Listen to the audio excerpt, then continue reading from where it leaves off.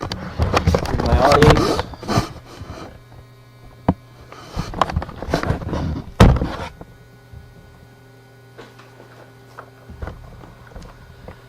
Hi, my name is Kyle, and I'm here today to talk to you about fighting in the game of hockey and how it is an aspect that should always remain in the game. Hockey is a team-oriented sport. In many cases, your teammates over time, playing with them for years and years, becomes like a family to you. Sometimes in the sport, there are unfortunate circumstances, such as cheap shots and illegal hits, that would warrant a response from you and your team. These occasional fights are necessary to keep honor and integrity into the game of hockey. If a member of your family was hurt at the hands of someone else, and you were there to witness this, would you do anything to stop it? This is the principle behind many of the fights that occur in hockey. Their family member is being hurt, so they step in to stop this. Today I want to talk to you about how most of the fights occur in hockey, why the fights occur, as well as why they need to stay in the game of hockey. Today I'll begin by telling you about how they occur in the game of hockey. There's a direct need for fighting. The problem is that many of the groups out there today try to lobby against fighting in the NHL, and some are even trying to completely take it out of the game. This is not going to help the NHL, the league, the players, the fans, or anyone involved in this. One of the main arguments they use is that it will lower the rate of depression for NHL players that are playing today or retired players. This is not the case. Sources show that fighting is not one of those causes. Depression is caused from actual players withholding their thoughts and beliefs due to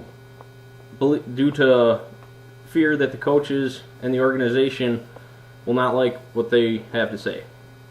They basically do not want to ruffle the feathers of the organization and coaches and keep themselves on a lower profile. This depression due to this can happen to anyone regardless of their status in the league. Whether they are a fighter or not, or a 50-goal scorer, it doesn't matter. Depression is more common among these elite athletes than it is among the general population. As well as, especially after retirement, this becomes a major problem, rather than while they're playing, it is not such a problem. According to an article in the National Post, and I'm quote, 8 is a small number considering the suicides that are the leading cause of death. In terms of occupational hazards, data from the U.S. Centers for Disease Control indicates that between 1984 and 1998, 6,626 writers died of self-inflicted injury. So apparently, writing is a riskier job than the profession of professional hockey. One way to solve the fighting is by monitoring it more closely. It should not be completely abolished from the game, but rather just monitored. This has been in effect for the past few years since the NHL lockout.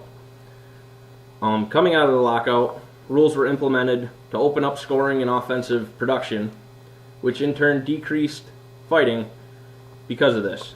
There's less emphasis formed on the fighting aspect and more on the scoring aspect. Back in the 80s, this was even worse of a problem. In 1986 to 87 season, fights were in the NHL. It was averaging 2.1 fights per game. This past year, it is down to 1.3 fights per game.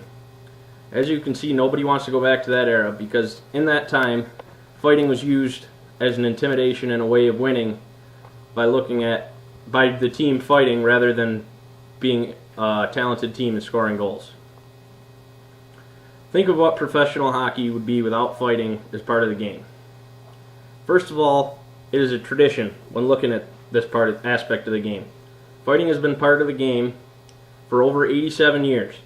It has been only penalized by a 5-minute major penalty in most cases. Therefore, you'd be screwing with tradition and abolishing an actual form of tradition in the league by getting rid of fighting. Another thing is speculation that ridding the game of fighting would drastically reduce the fan base. This would happen because many of the fans enjoy the fight. As quoted from many people throughout the league, more people go to the games because of the fight than stay away because of the fight.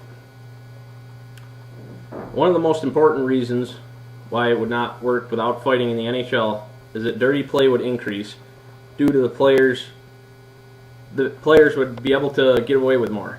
They would have nobody to answer to. Players could be slashed, checked, or high-sticked without any fear of repercussion other than a 2-minute penalty or a major penalty. There would be nobody there to go after this guy and show him what he did wrong. In conclusion, fighting remains a vital part of the game of hockey, and it should remain this for years to come.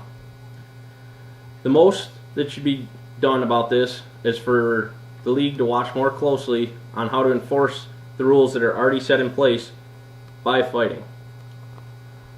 If this is done, this would make it much easier to enforce, and there would be less causes for fighting to actually be a major problem as it can be. And I'd like to finish by asking you, if somebody was to intentionally hurt your family, would you stick up for them or would you fight for them? I feel like you would fight for them because that's what hockey players are doing. They're fighting for who their family is.